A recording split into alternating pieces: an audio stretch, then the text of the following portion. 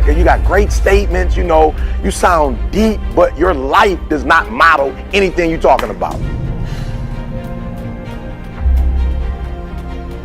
Okay, listen to me. I want you to get that because that maybe it was deep because you didn't respond the way I thought you was going to respond. Watch this. You don't get out of life what you want. You get out of life who you are. Everybody wants. You think the guy that's driving around in a tricked out Ford Fusion, you think that was his dream car? Like he went to Ford, like, let me get the tricked out Fusion. This is I've always wanted this, right? Right? That's not the car he wanted. You think the guy that's living in the low housing income area, that's where he wanted to live? No. When he passed the gated community, he wants to be there too. Right? But the guy who lives in the gated community, who drives the car he always wanted to drive, the difference between the two of them, that one of them says certain things, this is what I want, and the other one is what he says. He is what he says. He is the words that come out of his mouth and the lifestyle that he lives, the things that he do, they are congruent. Right? That's why some rappers, like, people are like, how in the world is this rapper, how's he doing what he's doing? Because he said that this is the lifestyle that he lived, right? You look at Jay-Z. Jay-Z said he did this, this, and this to get to this. And when people go back and look at his life, they're like, he did that. Now, there are other rappers, I won't say their names, but they got really released from the game because they claimed to live a certain lifestyle. They said they did this, and then when you did homework on them, you found out they were from the suburbs. This guy's like, I shoot, I kill, I was in jail, and then you do this homework, he was in prep school. It's like, whoa, what happened? Right? So listen to me, I'm gonna keep it 100. The reason why people like, Eric, you're confident. Why do you have so much confidence? I have so much confidence because when I talk about what I'm going to talk about, I lived it. I lived it. What gives me the right? That's what I tell all my young speakers who want to speak. I say, this is the number one question you better ask yourself before you do what I do. What gives you the right to address that crowd? What gives you the right? Not if you're talented, if you can speak. What gives you the right to stand before successful people? You want to speak in the NBA. What gives you the right to talk to an athlete who represents 1% of all the athletes in the world? What gives you the right to talk to him? What gives you the right to talk to a 4-time NBA champion? What gives you the right? I need to look at your life and see how you got the right to talk to this guy.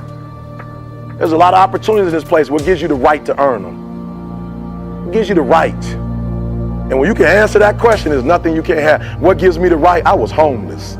I slept in abandoned buildings. Now I own a company that's $1 million. We're right here at the million mark in 2 years. What gives me the right? I'm a high school dropout who got a GED, who took 12 years to get a 4-year degree, who got his master's degree. By the way, I'm a Spartan who's working on finishing up on his PhD. What gives me the right to tell you can keep going? Because I kept going. That's what gives me the right. I ate out of garbage cans. I lived in abandoned buildings, and I'm doing what I'm doing. I'm an author. I'm an author.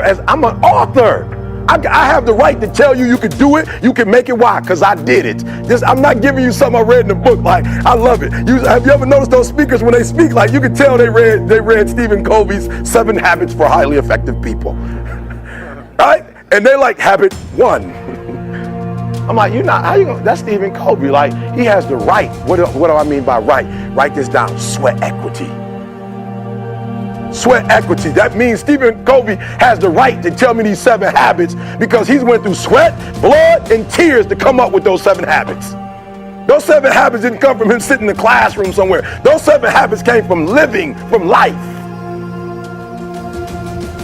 What does it take to be successful? Can I be real with you?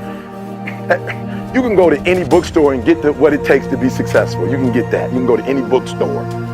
Somebody wrote about it. The challenge is not what does it take. The challenge is, do you have a heart to do what it tells you to do? Can you make the sacrifices? Listen to me very close. I guarantee you, there's probably a book called Success for Dummies that breaks it down real plain. But what makes a man get up at 3 o'clock in the morning versus a man that gets up just in time to go to work? It's not that the guy that has to be to work at 7 o'clock who gets up at 6:30 to be somewhere at 7, it's not that he doesn't know that if he gets up at 5 o'clock, he could probably be better. The problem is he don't have the heart to get up early. He don't have the discipline to get up early. It's not the knowledge that he lacks, it's the heart. And you can't go buy that at Walmart. That's why I have an advantage. People say all the time, Eric, how did you do it? You were homeless. You were a high school dropout. You didn't have the advantage. You didn't have your real father in your life. How did you do it? This guy comes from a great community. How did you do it? I said, because I learned the secret to success. It doesn't matter where you come from. If you come from privilege, your mama can buy you a car. They can send you to the best college in the world, but she can't make you get up and go to class. Your daddy could own everything and be a billionaire, but the drive he had to get the billions, he can't take you to Walmart and buy the drive.